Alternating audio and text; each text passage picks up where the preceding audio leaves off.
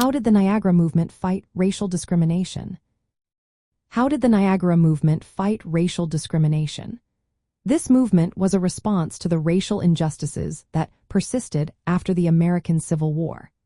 Founded in 1905 by prominent leaders like W.E.B. Du Bois and William Monroe Trotter, the Niagara Movement aimed to confront the racial discrimination that African Americans faced.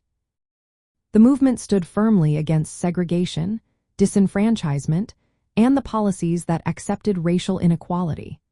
It rejected the notion that African Americans should settle for gradual progress or vocational training instead of full civil rights.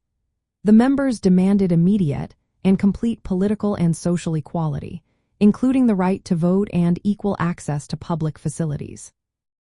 One of the key strategies of the Niagara Movement was persistent and vocal agitation against racial discrimination. In their 1905 Declaration of Principles, they called for the abolition of all caste distinctions based on race or color. They insisted on full manhood suffrage, which meant that African American men should have the right to vote without any restrictions. This was a bold challenge to the entrenched customs that justified discrimination.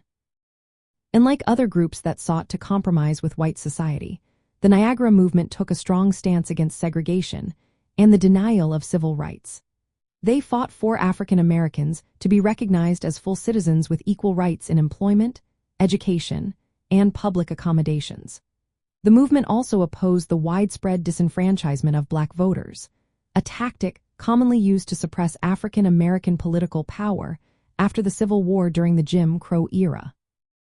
The members of the Niagara Movement were primarily African American intellectuals and professionals who believed in self-advocacy and direct action. They organized meetings and issued public statements to raise awareness and demand justice. Their decision to remain an all-black organization was strategic, allowing them to maintain a clear and uncompromised voice for black rights, even though this limited their economic and political influence. In the context of the post-Civil War era, the Niagara Movement represented a shift from earlier strategies of accommodation.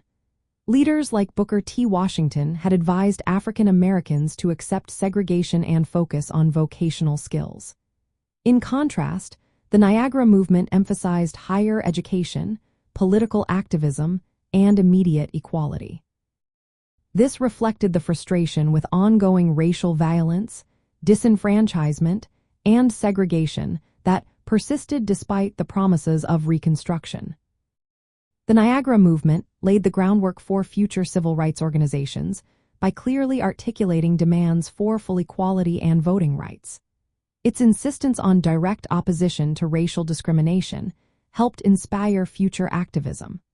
The movement was a precursor to the founding of the National Association for the Advancement of Colored People, which continued the fight against racial injustice in the years that followed.